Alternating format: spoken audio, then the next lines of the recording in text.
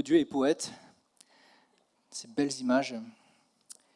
C'est vrai que ça m'a touché tout à l'heure, ça m'a encouragé, parce que quand on priait, c'est un passage de 1 Corinthiens, je crois, où Paul dit que le Saint-Esprit écrit sur nos cœurs. J'avais vraiment reçu ça dans la prière cette semaine et je suis tellement heureux d'être, en tant que prédicateur, aux premières loges finalement de l'œuvre du Saint-Esprit. Alors, nous sommes dans cette série sur les actes. Nous lisons ou nous relisons les actes. J'ai raté celle de vendredi, cette petite demi-heure là, mais apparemment à la fin de la lecture, beaucoup ont pleuré. Et je me disais, waouh, mais quand Dieu parle, au-delà de notre lecture, quand Dieu nous parle à travers notre lecture, il fait des choses. Il est capable de graver dans nos cœurs. Nous sommes donc entrés dans cette série sur les actes et on est dans le préambule, la chambre haute. Et donc j'ai choisi un verset de la chambre haute ce matin et c'est le verset de Actes 1, 4. C'est une des dernières paroles de Jésus à ses disciples.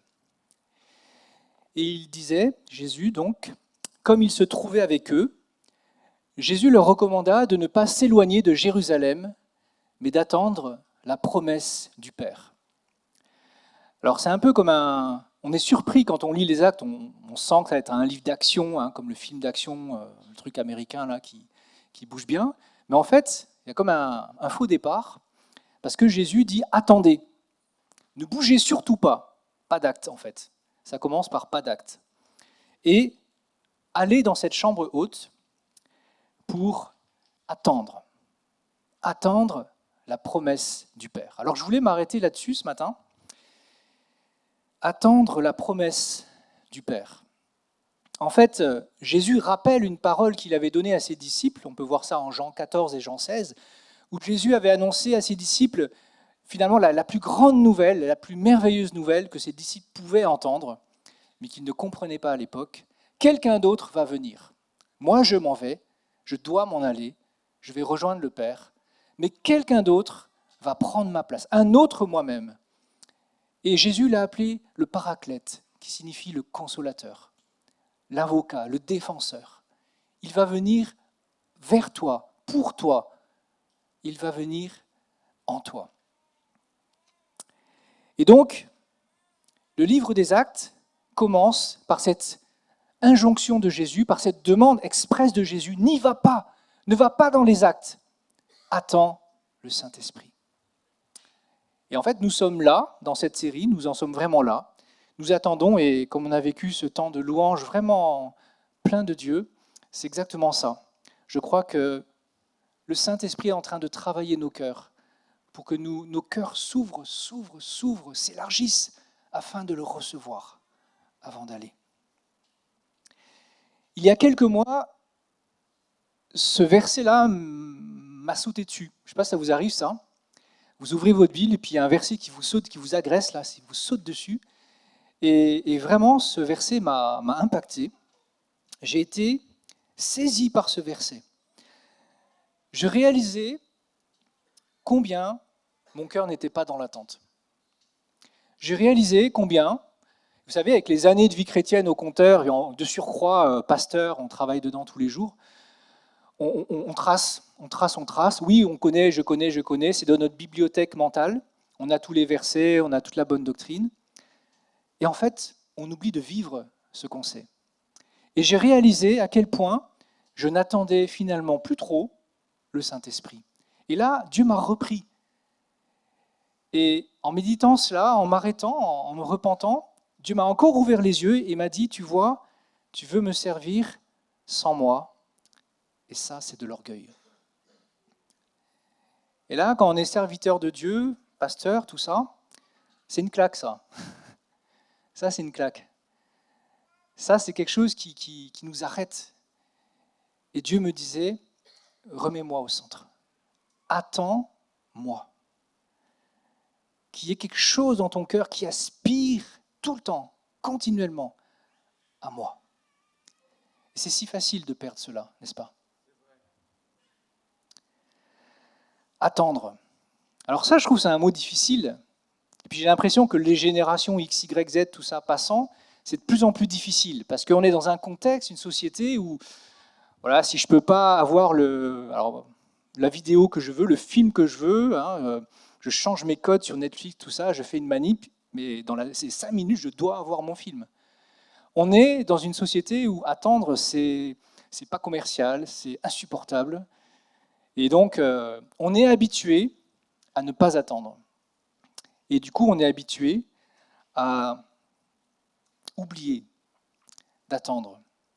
Et je voudrais montrer ce matin à quel point l'attente fait partie d'un processus de Dieu pour préparer nos cœurs. Et que si on cherche à court-circuiter ce processus, il y a quelque chose qu'on va manquer. C'est pas pour rien qu'il y a un chapitre entier là-dessus. Dans Acte 1, on dit bon, quand est-ce que ça commence?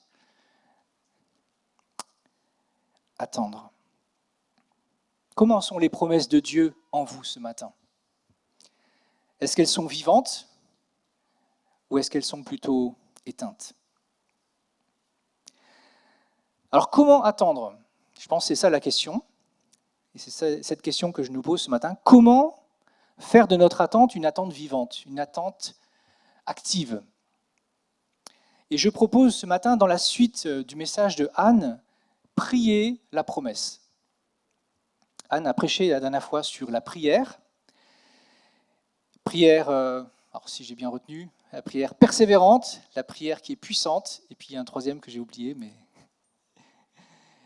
ce que j'ai trouvé fantastique dans son message, c'est la parabole du yaourt. Si ça vous intrigue, je vous invite à regarder la vidéo, si vous l'avez ratée. Priez la promesse. Priez la promesse, et plus largement, priez les promesses de Dieu. Et en fait, dans le chapitre des Actes, c'est écrit que les disciples se réunissaient dans une chambre haute et puis ils persévéraient dans la prière, juste après ce que Jésus leur avait dit. Et certainement que cette promesse du Père devait être quand même au centre de leur prière. Je pense que c'est évident quand on lit le texte. Priez les promesses du Père. Alors, je voulais ce matin illustrer mon message, mais je n'ai pas pu parce que ce n'est pas la saison. Venir avec un bouquet de tulipes. D'ailleurs, avec Yann et Anna, l'Hollande, c'est ça, un bouquet de tulipes avec des fleurs multicolores. Voilà, donc imaginez que j'ai ça dans la main. Et je voulais illustrer les promesses de Dieu par un bouquet de tulipes. Des fleurs de toutes les couleurs magnifiques.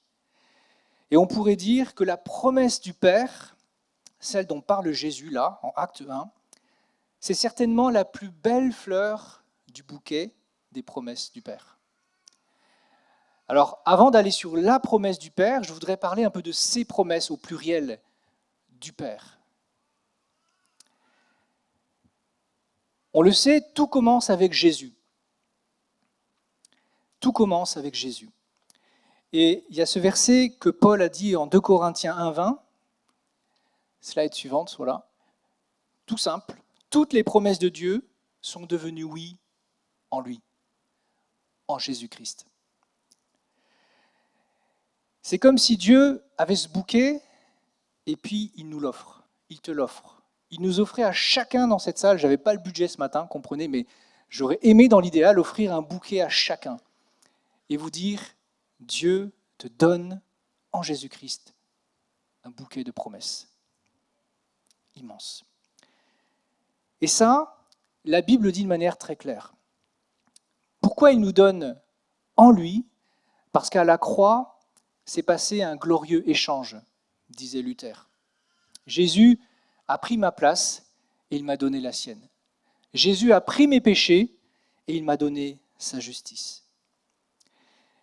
Et dans un sens, toutes les promesses de Dieu, Jésus les a obtenues par son obéissance parfaite. Et ce que fait Jésus, il ne les garde pas pour lui, mais il te les donne. Et il me les donne. C'est pour ça que Paul écrit « Toutes les promesses de Dieu sont devenues oui en lui, pour toi et pour moi. » Et c'est pour ça que quand on lit dans la Bible « le juste aura ceci, le juste aura cela », moi, à chaque fois que je lisais ce mot « le juste », j'étais un peu bloqué parce que je me dis « mais moi, je ne suis pas juste, je ne me sens pas juste ». Mais un jour, j'ai compris que le juste, c'est Jésus-Christ. et que ce juste, il me donne sa justice.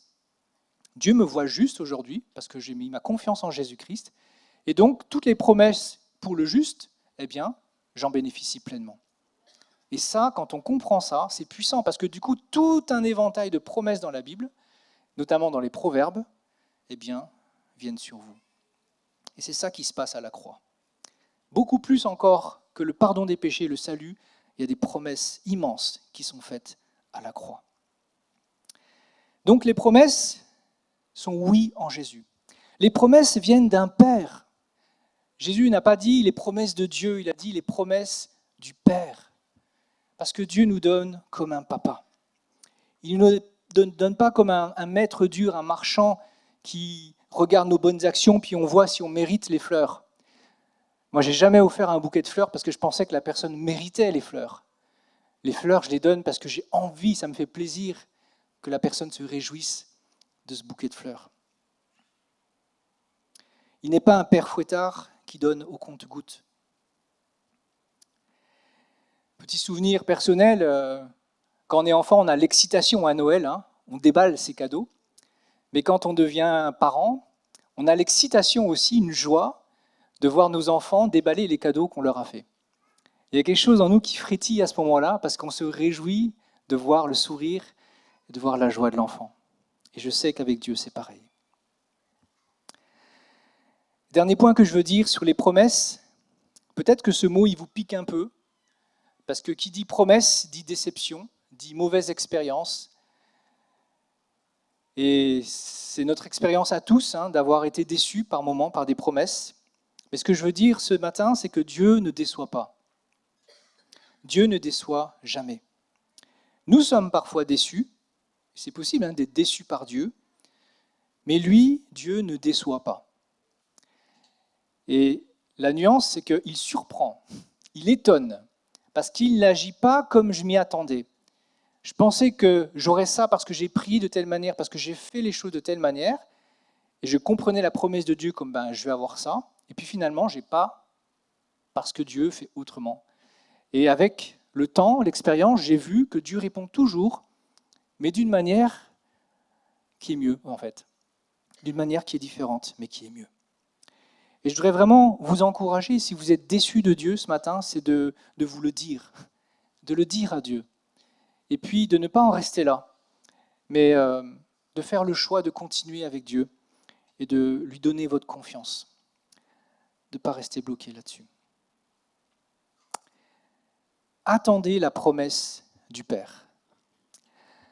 Alors ce message, il m'est venu quand je lisais une petite exhortation d'un pasteur que j'aime beaucoup, qui s'appelle Spurgeon, qui a fait une petite exhortation sur 2 Samuel 7, 25, où c'est en fait le roi David qui prie de manière intense Dieu et qui rappelle à Dieu qu'il lui a fait des promesses sur sa maison.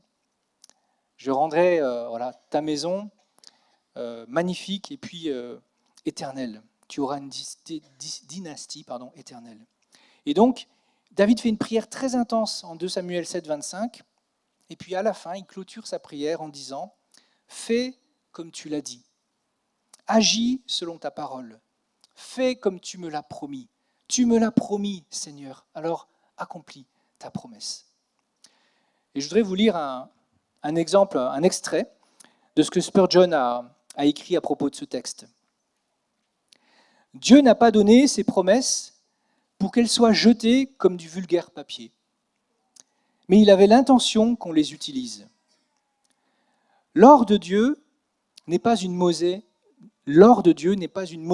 misérable, mais il a été donné pour qu'on commerce avec. Rien ne plaît davantage à notre Seigneur que de voir ses promesses mises en circulation. Il aime voir ses petits-enfants les apporter devant lui en disant « Seigneur, fais comme tu l'as dit ». Dieu désire bien davantage nous écouter que nous, finalement, de lui demander. Le soleil ne se fatigue pas de briller, ni la fontaine de couler. Et c'est dans la nature de Dieu d'accomplir ses promesses. C'est pourquoi, allons devant le trône en disant « Seigneur, fais comme tu l'as dit ».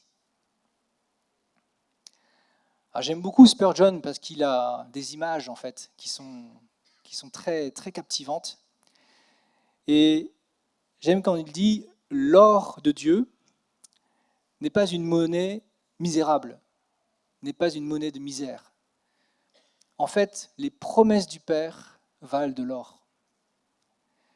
Les promesses du Père valent de l'or devant le trône de Dieu.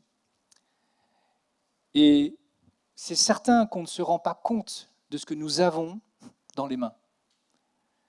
Le fait de connaître des promesses de Dieu nous rend incroyablement riches devant le trône de Dieu. Parce que Jésus a ouvert par son sang, par la croix, l'accès au trône, qui fait que tout le monde, même s'il est pécheur, mais s'il croit en Jésus, s'il place sa confiance en Jésus-Christ, alors le sang de Jésus couvre ses péchés, Dieu ne s'en souvient plus, et il a accès au trône. Tu as accès au trône. Et devant ce trône, la monnaie que Dieu a instaurée, ce sont ses promesses. Et si je prie selon sa volonté, si je prie avec ces promesses de Dieu, Seigneur, tu l'as dit, Dieu répond. Parce que c'est son plaisir, c'est sa volonté d'accomplir ce qu'il a promis. Et il y a là quelque chose dont il nous faut prendre conscience de plus en plus pour que dans la prière, nous puissions faire de grandes choses. C'est des phrases, c'est des témoignages en fait. Les grands hommes de Dieu, les grandes femmes de Dieu sont toujours des hommes et des femmes de prière. Et les grandes choses qu'ils font dans leur vie, ça vient des grandes choses qu'ils ont faites dans la prière.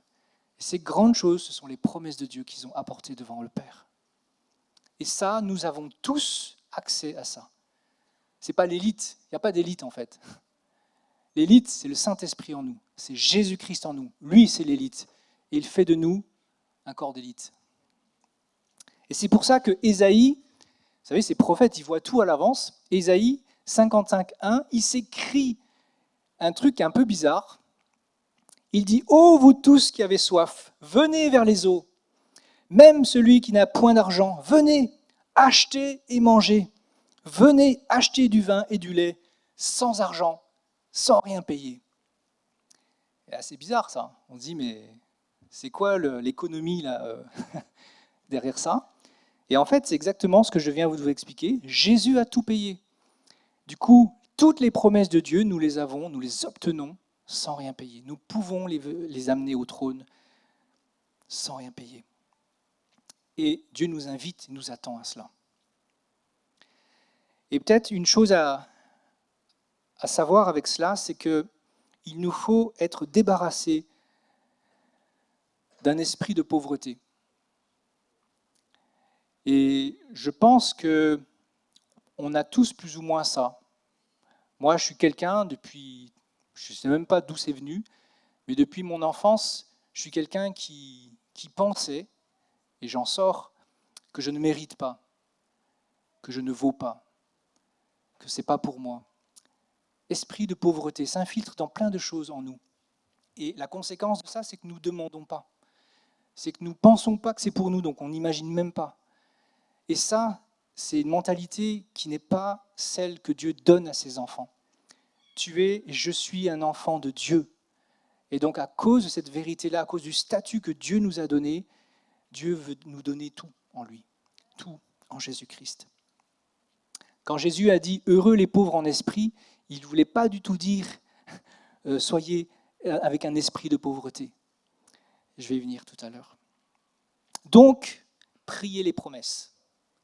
Priez la promesse du Père. Priez les promesses plutôt que de juste les attendre passivement, savoir qu'elles existent, on les a rangées dans sa bibliothèque. Les promesses ont été données pour qu'elles soient vivantes en nous, pour qu'elles nourrissent notre espérance et notre foi, vivantes dans notre cœur, dans nos pensées, dans notre bouche et dans nos prières. Et quand je n'attends plus après les promesses, ce qui se passe, c'est que je finis par ne plus trop y croire, les oublier, et du coup, elles s'éteignent en moi. Alors, comment ça marche? Prier les promesses. En fait, dans tout ce que je vous dis, je suis en train d'affirmer qu'il y a une connexion, il y a un fonctionnement entre la prière et la parole. Les promesses sont dans la parole de Dieu. Et en fait, les deux sont faites pour être actionnées ensemble. Je ne sais pas comment vous priez, mais est-ce que vous trouvez de la parole dans vos prières? Vous pouvez vous écouter. Alors, il y a plein de choses dans la nature, en fait, où on voit que deux éléments, quand on les met ensemble, ça rend quelque chose de beaucoup plus puissant, ça transcende. L'acier, par exemple. L'acier, c'est fait de fer et de carbone. Le fer en soi, c'est un métal qui est assez malléable, qui n'a pas des super propriétés mécaniques. En revanche, on met 2% de carbone dedans, et ça transforme en acier, et ça transcende le fer. Le fer devient ultra résistant, il a des super propriétés mécaniques avec 3 fois rien. Juste penser à mettre 2% de carbone. La même chose version cuisine, en plein jeûne de Daniel. Moi j'ai découvert avant, moi je suis pas très fan de viande, alors pour ce côté-là ça va. J'étais pas trop fan de poisson du coup, mais le jour où j'ai découvert que quand on met des herbes avec du poisson, de l'aneth, par exemple de l'estragon, je trouve que ça transcende le poisson. Le poisson devient excellent. Et il y a des petites choses comme ça, et ceux qui sont doués en cuisine le savent, hein, que quand on prend deux ingrédients qui sont en soi, ouais, ça va, mais quand on les met ensemble, paf, il y a une magie qui s'opère, et puis il y a quelque chose d'extraordinaire. Et en fait, associer la prière et associer la parole, c'est ça qui se passe. Très souvent, moi, quand je commence avec Dieu, quand je rencontre Dieu, je joue ma Bible. C'est mon fonctionnement, je suis comme ça. Je lis, je médite, et puis il y a quelque chose qui va m'interpeller, un passage qui va me travailler. Parfois, ça touche même dans mes émotions, mais pas tout le temps. Et donc là, j'atteins un certain niveau. Et puis, à un moment, je commence à prier ce que j'ai lu. Et là, il y a toujours quelque chose qui s'ouvre. Il y a toujours un autre niveau, le ciel s'ouvre, dans un sens. Et je vais beaucoup plus loin, je commence à voir cette parole dans ma vie, dans une situation bien précise. Je commence à la croire aussi, il y a une conviction qui descend en moi. Il y a comme quelque chose qui s'embrase, comme si la parole se mettait en feu en moi. Alors bon, c'est des images, hein, tout ça, mais c'est à peu près ce qui se passe quand on ajoute ces deux ingrédients. Et je voudrais vraiment nous encourager à prier la parole, à découvrir, à explorer ça, de prier la parole. Il y a des grands exemples dans la Bible. J'en ai quelques-uns, mais je vais citer Néhémie. Je crois qu'il y a un texte pour ça. Néhémie, voilà. Néhémie, il a fait cette prière très très intense qui a été le début de son ministère. Il a restauré les murailles de Jérusalem. Mais avant de faire cet immense acte, cette belle œuvre, il a prié. Et dans cette prière, il dit « Nous avons vraiment mal agi avec toi, Seigneur. Mais souviens-toi de cette parole que tu prescrivis à Moïse, ton serviteur. Lorsque vous serez infidèles, je vous disséminerai parmi les peuples. Mais si vous revenez à moi, et si vous gardez mes commandements et les mettez en pratique, alors, quand même vous serez bannis à l'extrémité du ciel. De là, je vous rassemblerai et je vous ramènerai. » Et là, on peut imaginer Néhémie, il a dû être saisi par cette parole quand il l'a lue. Il a dit, mais c'est ça, c'est exactement cette situation dont souffre le peuple en ce moment. Et il a mis cette parole dans sa prière. Et cette prière a ouvert toute l'œuvre de Néhémie. Les actes, les actions de Néhémie ont démarré dans ce temps de prière. Prier les promesses du Père. Vous savez, les promesses, ce sont les paroles du Christ. Il y a une grande autorité dans cette parole. Et quand on prie ces paroles, l'autorité se libère dans les situations. L'autorité de la parole se libère et devient active, effective, agissante dans les situations et les personnes sur lesquelles on prie. Pour vous donner un exemple personnel, une promesse que je prie souvent, c'est Philippiens 4, 6 à 7. « Ne vous inquiétez de rien, mais en toute chose, par la prière et la supplication, avec des actions de grâce, faites connaître à Dieu vos demandes. » Et là, la promesse, « Et la paix de Dieu, qui surpasse toute intelligence, gardera vos cœurs et vos pensées en Christ Jésus. » Moi, je suis un cérébral, et quand j'ai un souci, je cogite. Et j'arrive pas à arrêter la machine.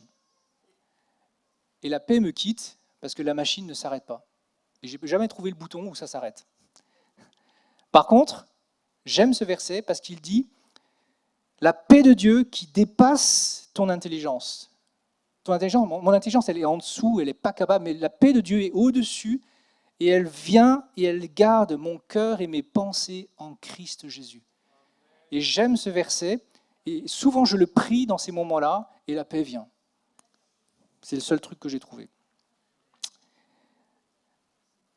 Un autre verset que j'ai prié tout jeune parce qu'il m'avait tellement choqué. Je me dis, mais il y a des promesses quand même incroyables dans la Bible. On doute un peu au début, on se dit, mais est-ce que j'ai bien lu? Est-ce que c'est bien ça la traduction? Dans le psaume 1, vous savez, l'arbre, tout ça, celui qui se tient près de la parole, et à la fin, c'est écrit, tout ce qu'il fait lui réussit. Tout ce qu'il fait lui réussit. Ça m'a tellement choqué, je l'ai creusé celui-là, j'avais 19 ans, et depuis je le tiens celui-là, je l'aime. Parce que je sais que quand je vis un moment d'échec dans ma vie, en apparence, je sais que Dieu même est capable de prendre cet échec et de le faire une réussite, de le transformer en réussite. Et je sais que ma vie, elle est sur une trajectoire de réussite parce que c'est écrit là. Et quand je le prie, mon âme switch et elle arrête de se plaindre, elle arrête de dire « oh, je suis tout nul », etc. Mais elle commence à voir, à percevoir la réussite de Dieu à travers ce que je vis. Et il y a une puissance quand nous prions la parole. Et je vais faire une dernière citation de Spurgeon. Ne laissez jamais la parole rouiller, ne laissez jamais la promesse rouiller, mais dégainez l'épée de son fourreau et utilisez-la avec une sainte violence.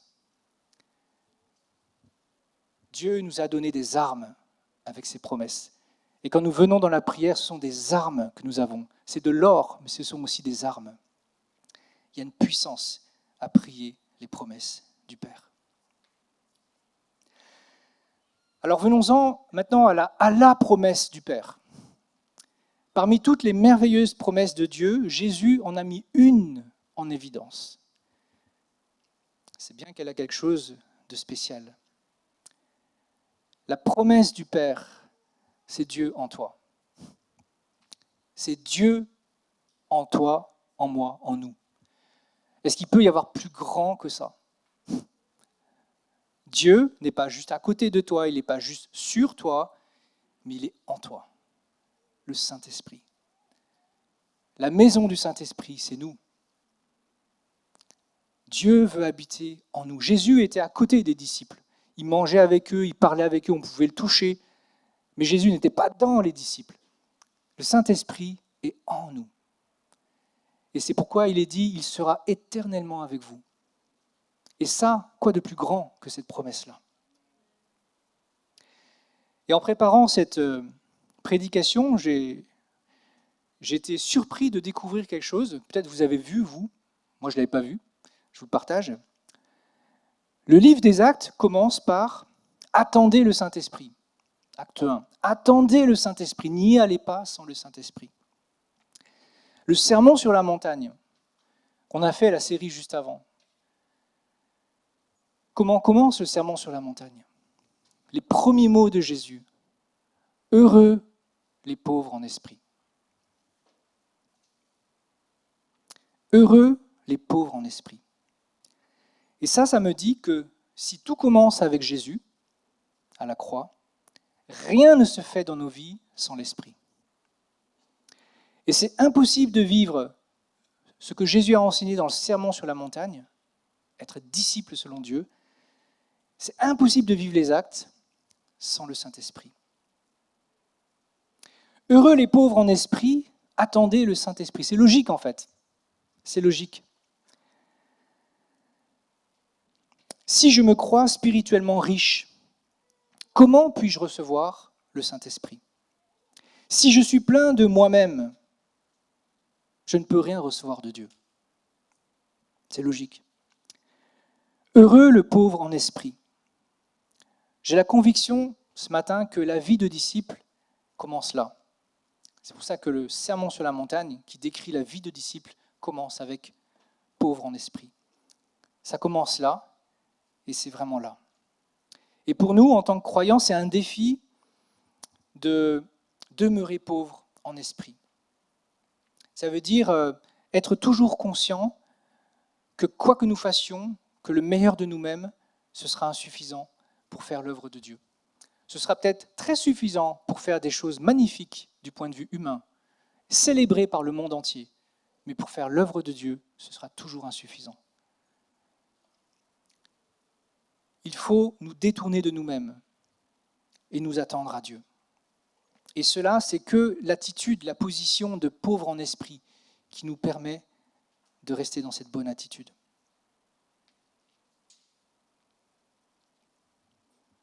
Et je crois que attendre, c'est ça qui se passe dans ce processus d'attendre. Quand on attend, je ne sais pas si vous avez eu cette expérience d'avoir un rendez-vous et puis la personne vous fait attendre. C'est un peu déplaisant et on n'est plus en position de force en fait dans ce temps-là. Et avec Dieu, c'est exactement ça qu'il faut qu'il se passe. Le fait d'attendre à lui, de nous attendre à lui, on quitte notre position de force, notre suffisance, mais je peux faire des œuvres pour toi. Et puis, on dit aussi, la mariée se fait attendre.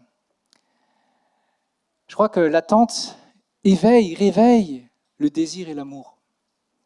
Dans cette attente, il y a quelque chose en nous qui se tend vers l'autre. Et je crois qu'à travers l'attente envers le Saint-Esprit, eh bien, il y a tous ces mécanismes, tous ces processus qui travaillent notre cœur. Et nous devenons prêts. Et on peut lire souvent les actes comme d'un coup le Saint-Esprit vient puis tout commence. Mais je pense que le d'un coup, c'est juste l'aboutissement de tout un processus qui a commencé avant, dans la chambre haute, et dans lequel nous sommes pleinement ce matin. Nous sommes entrés dans un processus, et je crois que le Saint-Esprit travaille nos cœurs, et que nous montons degré en degré des marches. La chambre haute, elle monte vers le ciel, c'est la bonne direction. Et je crois qu'il y a vraiment quelque chose qui se fait semaine après semaine, jour de jeûne après jour de jeûne, là-dedans. Jésus ne voulait pas que ses disciples aillent dans des actes, dans des actions, dans des œuvres, pleins de leur force, de leur talent, de leur intelligence. Toutes ces choses bonnes en soi ne produiront que des résultats terrestres. Mais les œuvres préparées d'avance pour nous sont de nature céleste.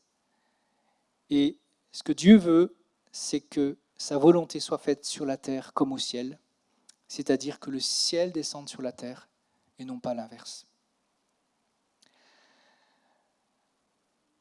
Alors pour moi, là, il y a une profonde cohérence et je crois que Dieu nous conduit à vraiment examiner nos cœurs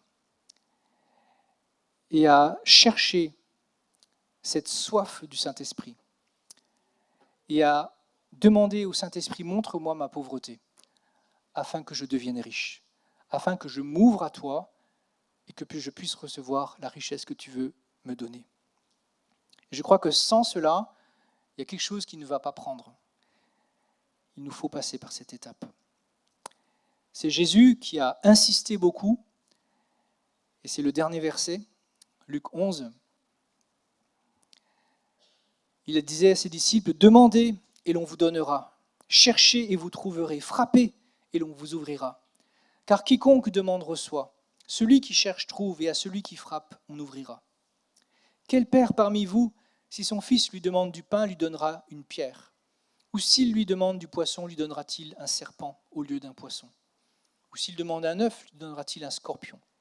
Si donc, vous qui êtes mauvais, vous savez donner de bonnes choses à vos enfants, à combien plus forte raison le Père céleste donnera-t-il l'Esprit Saint à ceux qui le lui demandent? » Et on voit combien Jésus, de plein de manières différentes, mais ne disait finalement que la même chose. Attendez, cherchez, demandez au Père le Saint-Esprit. C'est la promesse, celle dont finalement découle tout le reste. Et Paul disait, soyez continuellement remplis de l'Esprit. Soyez continuellement remplis de l'Esprit.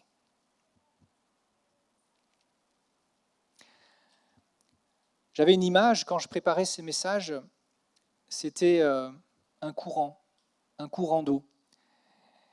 Et c'est comme si le Saint-Esprit est un fleuve.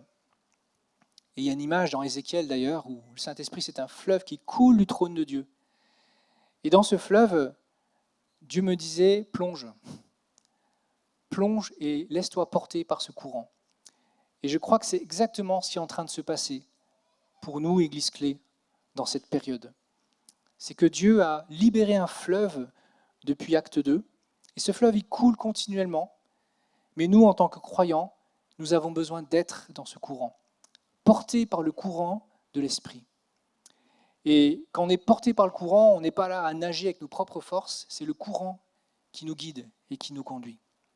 Et je crois qu'il y a vraiment, à travers ce jeûne et cette série sur les actes qui va durer 2-3 mois, il y a vraiment une visitation que le Saint-Esprit veut faire, tant dans nos vies personnelles à chacun, que communautairement. Je crois qu'il y a quelque chose que le Saint-Esprit veut amener de manière nouvelle ici. Alors ouvrons nos cœurs et attendons vraiment. Cette attente active. Cherchons vraiment. Et comme Jésus le disait, demandez au Père, et il va vous donner le Saint-Esprit.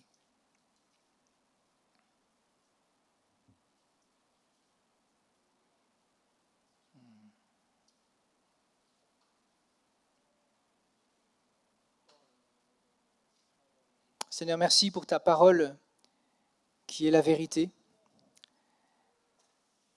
Et merci pour ta parole qui ouvre, qui est capable d'ouvrir nos cœurs, qui est capable de nous faire voir des choses que nous n'avons pas vues jusqu'à présent. Et je veux te prier ce matin que tu ouvres les yeux de nos cœurs et que tu nous donnes de voir le cadeau que tu veux nous donner à chacun, toujours plus grand en nous. Seigneur, merci, parce que tu as donné généreusement, tu as déversé dans nos vies cette promesse du Père, le Saint-Esprit. Et ce matin, nous voulons encore, Papa, le saisir, ce cadeau, le prendre, le déballer et le vivre pleinement. Ô Saint-Esprit, merci. Visite-nous. Visite ton Église dans ce temps de jeûne. Visite ton Église dans ce temps, cette série sur les actes. Transporte-nous dans ton courant.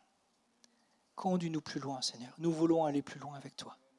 Nous voulons aller plus loin avec toi.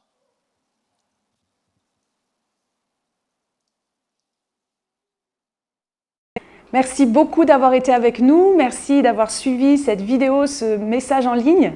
On espère que ce message vous a plu, vous a touché. Et si d'ailleurs quelque chose vous a parlé en particulier, n'hésitez pas à partager cette vidéo autour de vous et même à vous abonner à notre chaîne YouTube. Comme ça, vous pourrez chaque dimanche être avec nous en direct à 10h sur notre chaîne. Ou bien, si vous êtes ici à Montpellier en présentiel, on se fera une joie de vous rencontrer tous les dimanches à 10h. Si vous avez des questions à propos de Jésus, à propos de la Bible, de la foi, sachez que nous organisons chaque semaine des soirées alpha qui sont des soirées de découverte de la foi. Et donc ce sont des moments en petits groupes où on peut poser des questions et cheminer ensemble à la découverte de Jésus. Et si ça vous intéresse, il y a toutes les informations en description sous cette vidéo. Et avant de vous quitter, j'aimerais juste prendre quelques instants pour m'adresser à vous qui peut-être, en regardant cette célébration, en regardant ce message, vous êtes dit « Oui, mais moi, je ne suis pas croyant et moi, j'aimerais tant avoir la foi. J'aimerais découvrir comment vivre cette relation avec Dieu. » J'aimerais juste vous rappeler que le message de l'Évangile, il est tellement simple. C'est un message d'amour. Ce message nous dit que Dieu nous aime. Que non seulement Dieu, il existe, mais il nous connaît par notre nom et il nous aime. Et il veut être dans nos vies. Il veut être en relation avec nous. Et il nous aime tellement que ce qui fait barrage entre nous et Dieu, c'est-à-dire notre péché, il est venu jusqu'à nous pour le résoudre, ce problème. Et il a envoyé son Fils unique. C'est un verset dans la Bible qui dit ça. Car Dieu a tant aimé le monde qu'il a envoyé son Fils. Pour faire quoi? Pour mourir à notre place, pour prendre notre péché, pour nous débarrasser de ce péché qui est là, qui est comme un poids sur nos vies. Et il n'y a que Jésus qui peut nous débarrasser de ce péché. Il n'y a que Jésus qui peut nous pardonner de notre péché. Et donc, si vous voulez être en relation avec Dieu, si vous voulez connaître cet amour, Je vous invite là où vous êtes, derrière votre écran, à faire cette démarche toute simple de dire « Dieu, si tu existes, révèle-toi à moi et pardonne-moi ». Et cette prière sincère, sachez que Dieu l'entend et que Dieu va enlever votre péché, va vous pardonner complètement, totalement, à 100%. Et que alors que vous avez fait cette prière, alors commence une nouvelle vie. Alors, quand on fait cette prière, notre cœur est bouleversé, notre cœur est changé. Et on vit ce que la Bible appelle la nouvelle naissance. Donc si vous avez pris cette décision aujourd'hui, n'hésitez pas à nous le faire savoir, n'hésitez pas à nous envoyer un email. Peut-être que vous avez besoin qu'on prie pour vous, qu'on vous accompagne, on sera vraiment une joie de le faire. Donc vous pouvez envoyer un email à l'adresse qui va s'afficher à l'écran, contact@egliseclé.fr. Voilà, je vous souhaite vraiment une excellente journée et puis on vous dit à bientôt et que Dieu vous bénisse.